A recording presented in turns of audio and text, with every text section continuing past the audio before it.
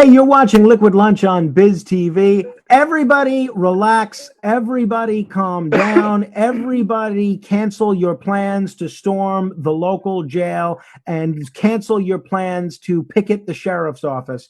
We have found John A. Tobacco Jr. fresh off the reopening, the unauthorized reopening of Sunbelievable Tanning Salon here on Staten Island. John has not been arrested. He has survived. John, what's going on? What did you see? What's happening? Frank, first of all, thank you for being so worried about me. I really appreciate that.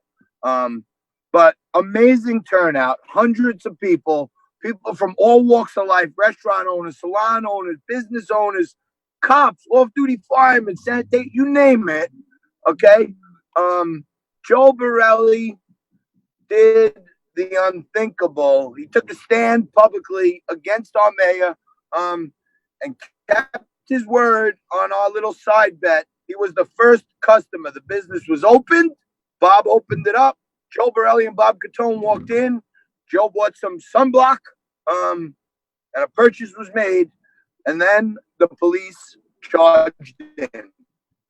And so what happened when the police charged in? As of now, is the business open? Is it closed? Can people go there?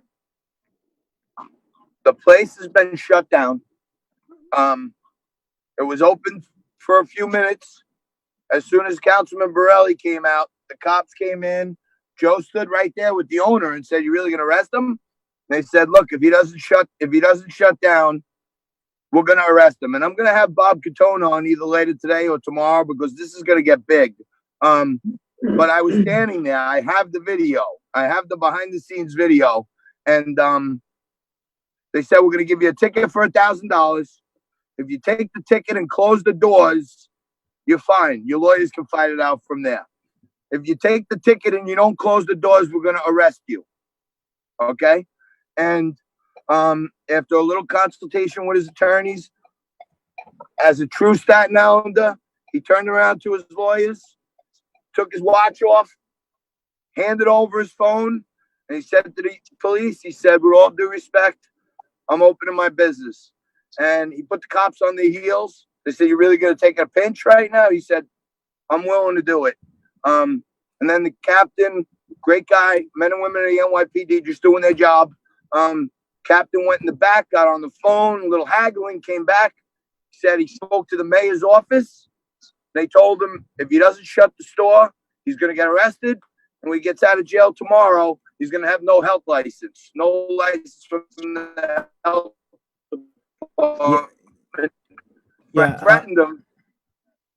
You're breaking up a little bit, John. So hopefully you're on your way either here or to your coronavirus bunker studio. But meantime, I want to bring in Susan Rochester Zucconi and find out.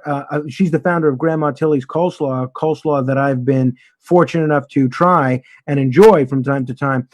Susan, you have remained open throughout this crisis, and you've helped a lot of very needy people. Not me among them, but you've helped a lot of very, very hungry people get their supply of Grandma Tilly's coleslaw.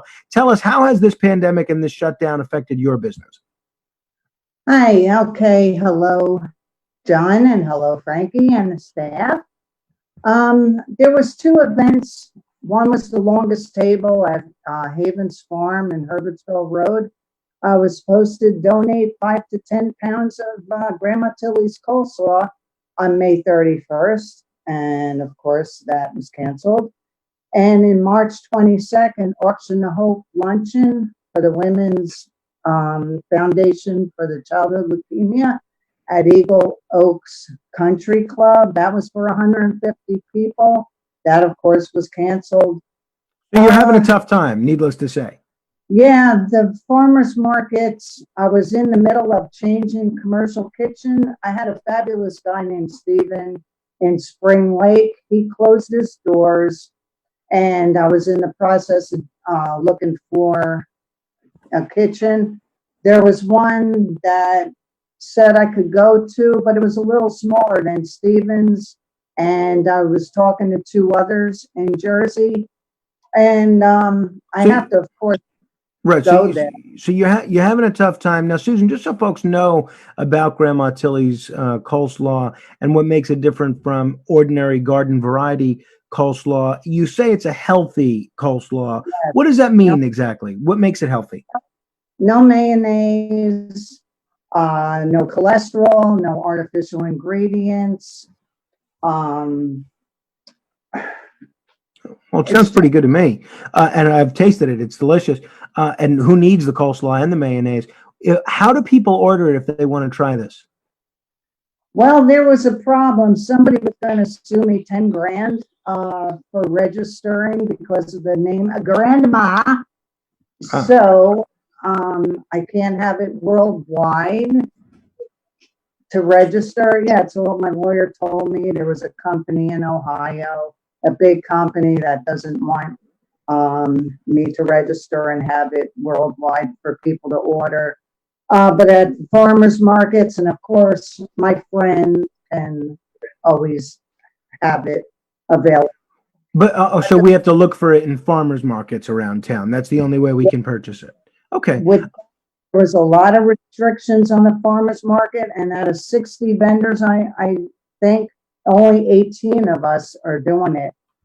Well, so is it possible for you to change the name? Maybe make it Aunt Tilly's coleslaw? Well, that's when I asked my lawyer, and she says you could still sell it. It's just you can't register it. I see. So that's silly, but It certainly is. So I'm curious. We've heard a lot, even from people knows this from their own experience of going to the grocery store and finding empty shelves all over the place. We've heard a lot about disruptions to the supply chain.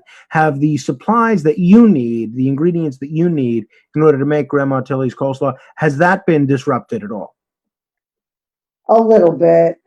I had to order more, the gloves, but that's another thing with the vendor market. Everything changed. I can't give samples out. Nobody Yeah. can samples out the produce. You can't pick your own. It's a lot. I decided this year I'm just going to try to get into the delis and the markets like I was, and the farmers market going to cool off this year. Well, we certainly wish you the best of luck. Now, Susan, in addition to being the founder of Grandma Tilly's Coleslaw, you're also a pretty accomplished children's book author. A lot of parents and grandparents watching right now around the country wondering about different innovative and creative ways to keep their children engaged and not have them glued to a computer screen for 12 hours a day. Tell us about your children's books. What do they focus on? How can people get those? Well, I was doing videos. I need more lighting, but I was doing videos on my three children's books for parents to have their kids active and read along with me. I have pages, the fun pages they could color and download. They could go on Barnes and Noble and So what's the title? What do people search? Crumby's Carnival and Magic Show. The Crumb Grabbers Meet the Honey Lou Kids, and Crumbin Says No to Bullying. All right. Well, we'll look forward to the movie coming out based on those children's books. Susan, I'm sorry you've had such a tough time. I'm sorry that COVID and this pandemic has taken such a toll on your business as it has with so many other small businesses around the country. Whatever we can do to help promote your product or point you in the right direction, help get you back on your feet, we appreciate how loyal you've been to our show, and we're eager to help you any way that we can. Thank you so much. And anytime you want to send over some more of that coleslaw, Susan, I'm just saying. Oh, so cool. Wouldn't be the worst thing in the world.